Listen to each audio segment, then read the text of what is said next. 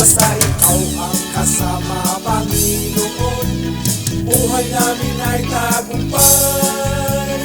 Purihin ka, dakila ka, Panginoon. So ito yung laman mga travelers.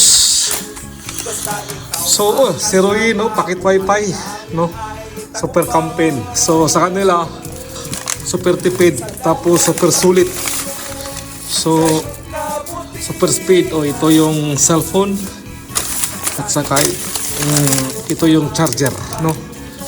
So mura lang sa kanila. So tipid ka na. So mga ka-travelers, dapat ito yung gawin ninyo. Super tipid, super gaan sa bulsa. Tapos super relax sa mind kasi mura lang. Tapos hindi masyado sobrang mahal ba. So napakaganda, mag-visit kayo sa Mabuhay Knit Japan. So yung mga staff nila, so maganda yung mga tungo sa inyo. So the best. So Mabuhay Knit Japan, dito sa Japan, number 1 sila. Para sa akin kasi napakaganda.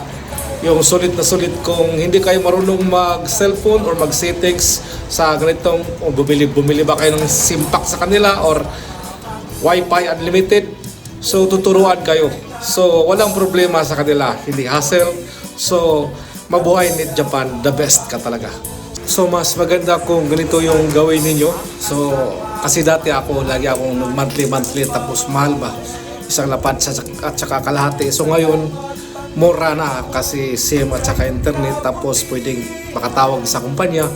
So napaka the best. So ito super sulit, super tipid, tapos napakaganda sa ganitong sitwasyon. Tapos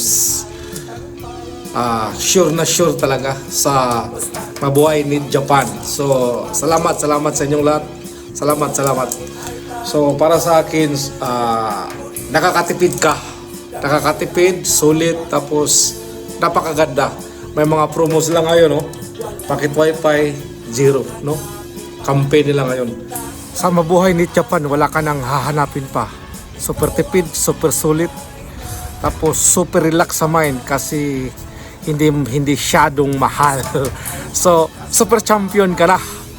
So, Mabuhay Knit Japan. So, kung maghanap kayo ng mga accessories sa mga SIM pack, sa mga Wi-Fi na unlimited, so Mabuhay Knit Japan, number 1. Wala ka nang hahanapin dito sa Japan kasi perfect sila. So maraming salamat sa Mabuhay Knit Japan. So kung maghanap kayo mga kapatid, so sa Mabuhay Knit Japan, so super champion ka na. Solid na solid. God bless. Basta ikaw ang kasama, Panginoon, buhay namin ay tagumpay. Purihin ka, dakila ka, Panginoon.